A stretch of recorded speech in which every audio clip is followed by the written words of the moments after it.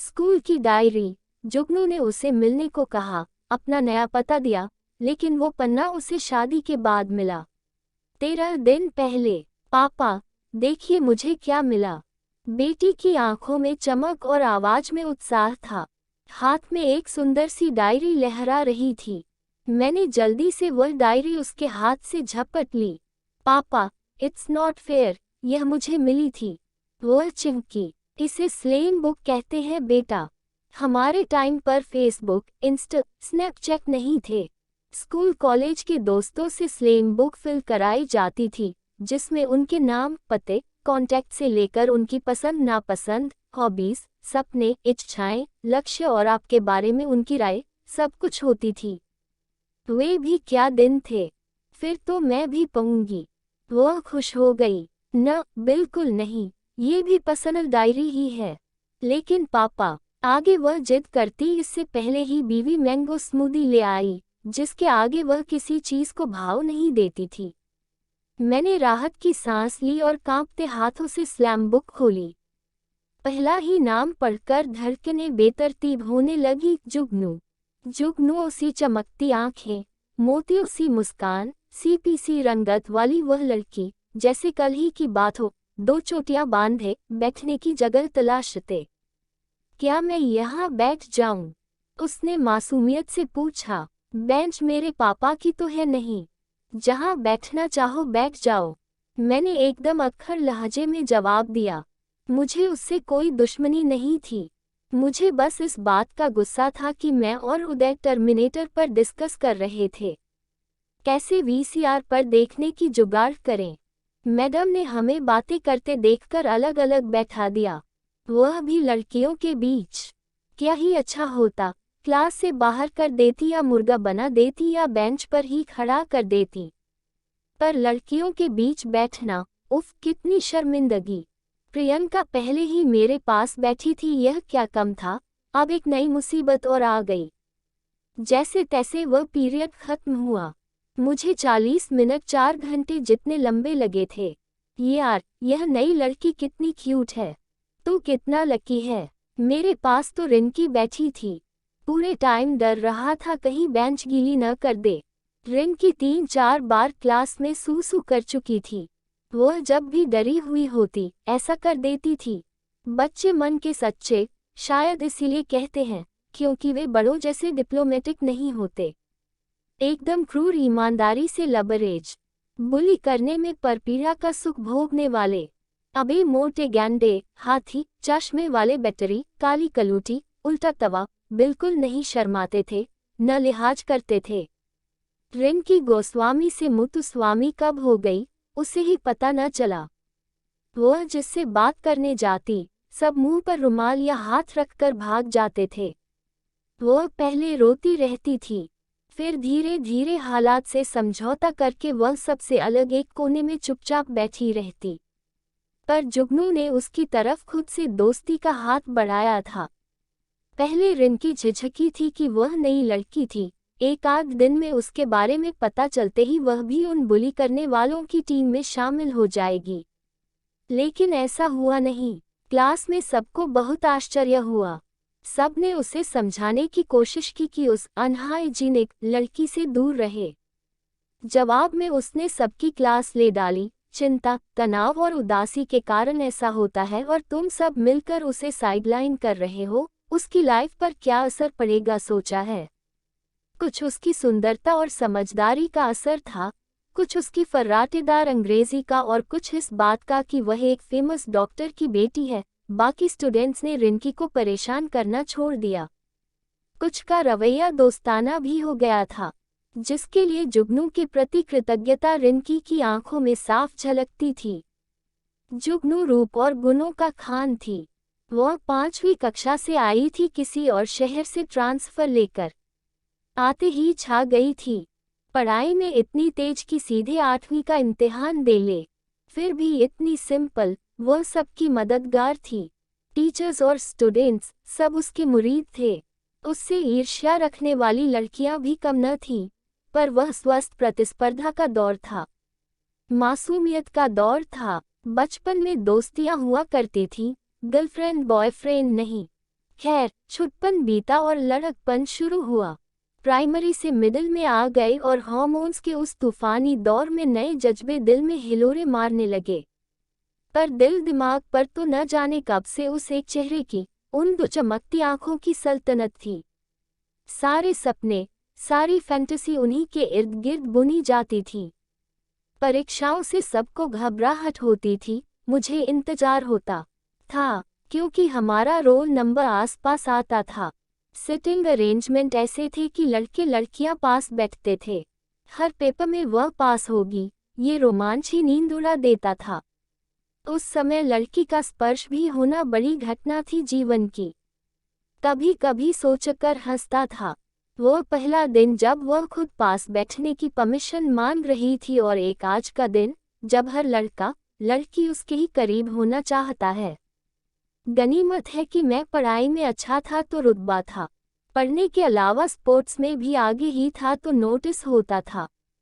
मुझे याद है 8वीं में मालविका अग्निमित्रम में उसने मालविका का रोल किया था। बिल्कुल राजकुमारी लग रही थी। जब उदय ने उसकी तारीफों के पुल बांध दिए, तब पहली बार अपने बेस्ट फ्रेंड पर गुस्सा आया। उसका मुंह तोड़ देने की इच्छा हुई। गुस्सा जुगनू पर भी आया। उसने बिन ब्लाउज वाली साड़ी पहनी थी। एक कंधा खुला रखने की क्या जरूरत थी? ऊपर से बालों का एक साइड जूड़ा बनाकर फूल लगाए थे। खुले ही रख लेती। न जाने कितनी रातों तक उसका वही रूप सपने में आया। उस कंधे को एक बार छूने की इच्छा जागी, पर जब भी हाथ लगाता जैसे कर्क लगता और नींद खुल जाती। ईर्ष्या, पजेसिव होना और तलब, ये सब भाव तो बाद में समझ आते आते आए थे। इसी तरह कब 10वीं में आ गए, पता ही नहीं चला। बस इतना पता था कि उसके चाहने वालों की लिस्ट बढ़ती ही जा रही थी। जल्द ही कुछ करना जरूरी था। एक बार लंच टाइम में उससे पूछने की हिम्मत कर ही ली, जुगनू, तुम्हें किस तरह के लड़के पसंद हैं? एक्सक्यूज मी, लोग, आई मीन किस तरह के लोग पसंद हैं? मेरी जुबान लड़खड़ा गई, जान हलक में आ गई थी। मुझे smart, intelligent, sensible, kind hearted, अच्छे सेंस ऑफ ह्यूमर वाले और सबसे बढ़कर डेयरिंग लड़के पसंद हैं, जो अपनी बात एकदम क्लियर रखते हैं, हकलाते, झुठलाते, बदलते नहीं। वह जोर से हंसी थी। उसकी हंसी इतनी प्यारी थी कि मुझे अपना मजाक उड़ाए जाने का एहसास कम से कम उस पल तो नहीं ही हुआ। उस हंसी पर मैं सब कुछ लुटा सकता था, सब कुछ, पर मेरे पास था ही क्या? इसी बीच एनुअल डे की तैयारी शुरू हो गई। बतौर हेड बॉय मुझे एंकरिंग करना थी, स्वागत और आभार भाषण भी देना था, और न जाने कितने काम थे और समय बहुत कम था। पूरा स्कूल तैयारियों में लगा था। आखिर वह दिन आ भी गया। लगभग सबने किसी न किसी एक्टिविटी में भाग लिया था। सबके पेरेंट्स वहां मौजूद थे। मैंने खुश दिली से सबका स्वागत किया। करीब 3.5 घंटे चले फंक्शन को सुचारू रूप से संचालित किया। लेकिन बस मेरा दिल ही जानता था, ये सब मैं कैसे कर पा रहा हूँ। दिल की धड़कनों का शोर कानों से कनपटियों तक सुनाई दे रहा था। आखिर वो लम्हा आ गया। मैंने वहां उपस्थित सभी शिक्षकों, छात्रों, अभिभावकों का आभार व्यक्त किया। जब सब जाने को हुए, मैंने 2 लाइन और जोड़ दी। तुम हंसो तो दिन निकले, चुप रहो तो रातें हैं। किसका गम कहाँ का गम, सब फिजूल बातें हैं। I love you Jugnu, I love you so much जुगनू। एकदम ऑडिटोरियम में सन्नाटा पसर गया। सीट से उठते लोग वहीं जम गए। कुछ सेकंड सबको प्रोसेस करने में लगे कि क्या हुआ है। फिर कई लड़के सीट पर से खड़े होकर तालियां सीटियां मारने लगे। मुझे बस इतना ध्यान है कि पापा मुझे स्टेज से खींचते हुए नीचे ले गए और फिर गेट से बाहर। उधर जुगनू की मम्मी उसका हाथ पकड़े उसे लगभग घसीटते हुए ले जा रही थी, और हम दोनों मुड़ मुड़कर एक दूसरे को देख रहे थे। उसके बाद जुगनू मुझे फिर कभी नहीं दिखी। उसकी मम्मी सिंगल पेरेंट थी। सिंगल पेरेंट हो, उस पर भी औरत अकेली परवरिश करे, तो हर नज़र जज करती है। चाहे वे कितने ही खुले विचारों वाली जानी मानी डॉक्टर थी तो सिंगल मदर ही। और वह 90 का दशक, जिसको जितना नॉस्टैल्जिया में जाना हो, रोमांटिसाइज करना हो, था तो संकुचित सोच वाला ही। जुगनू चली गई, स्कूल ही नहीं शहर छोड़कर भी। स्कूल मैनेजमेंट ने मेरे रिकॉर्ड्स को देखते हुए कोई एक्शन नहीं ली थी। पर बचे 2 साल बस बोझ बन गए थे। कॉलेज और नौकरी के चक्कर में ऐसे उलझे, लड़कपन कब जवानी में और जवानी जिम्मेदारियों में बदली, पता ही नहीं चला। बाद में कई बार सोशल मीडिया पर उसे तलाशने की कोशिश की, सफलता नहीं मिली। वो बस एक याद बनकर रह गई। मैंने डायरी बंद की, आंखें मूंद ली। कैसा होता अगर सबकी शादी उनके सबसे पहले पहले प्यार से हो जाती।